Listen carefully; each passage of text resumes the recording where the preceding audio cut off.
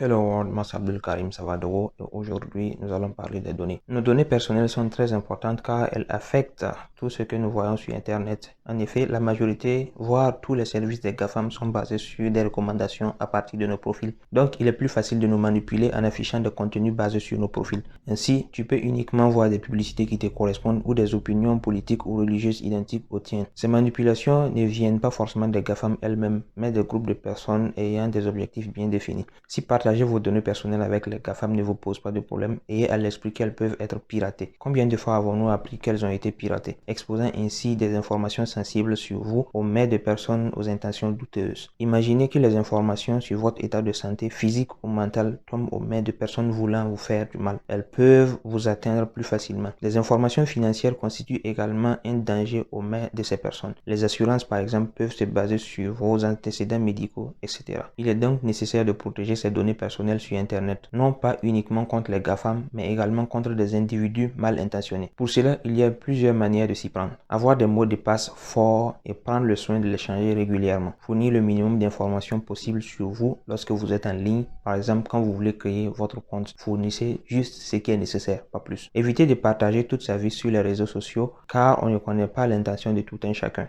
Et également, cela peut impacter votre employabilité. En publiant des contenus peu recommandables sur les réseaux sociaux, certains recruteurs ou même des partenaires d'affaires peuvent hésiter à travailler avec vous. Ne postez pas de photos avec votre localisation parce que n'importe qui pourrait vous suivre à la trace, vous exposant ainsi au danger des attaques physiques. Ce n'est pas une question de maturité, mais de sécurité. Mettre également à jour les paramètres des données sur les services des GAFAM. Les GAFAM offrent la possibilité de gérer ces données sur leur plateforme en désactivant la collecte de certaines informations, en supprimant d'autres si on le souhaite. Donc, il ne faut pas du tout hésiter à explorer les paramètres.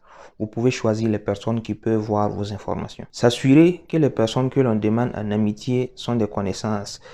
Se déconnecter de son compte lorsque l'on finit doit être un réflexe. Évitez de participer à des jeux sur Facebook, des jeux du genre à quelle célébrité ressemblez-vous le plus, en quelle année allez-vous vous marier, ainsi de suite. En jouant à ces jeux, vous autorisez l'accès à votre profil Facebook à ces personnes. Bloquez les cookies sur les sites si possible. Pour cela, il y a un navigateur qui est bien pratique, le navigateur Brave. Et d'autres navigateurs ont des extensions qui bloquent les publicités et les cookies également. Il faut également éviter de se connecter à ces réseaux sociaux à travers des appareils accessibles à plusieurs personnes. S'assurer d'avoir bloqué les permissions à certaines parties de votre smartphone à des applications. Par exemple, évitez de donner la permission à n'importe quelle application d'accéder à votre appareil photo, à vos contacts, à votre micro, etc. Désactivez tout si possible et n'autorisez que ce qui est nécessaire au fonctionnement de l'application. Consultez les lois de son pays en matière de gestion des données pour connaître nos droits en matière de protection des données personnelles. Prendre l'habitude de lire les politiques de confidentialité des GAFAM pour connaître nos droits. Ne pas partager nos données personnelles avec les GAFAM tout en continuant à utiliser leurs services est impossible. Donc, il y a une nouvelle tendance qui consiste à chercher des alternatives. Par exemple, utiliser ProtonMail à la place de Gmail ou utiliser Brave Search ou DuckDuckGo à la place de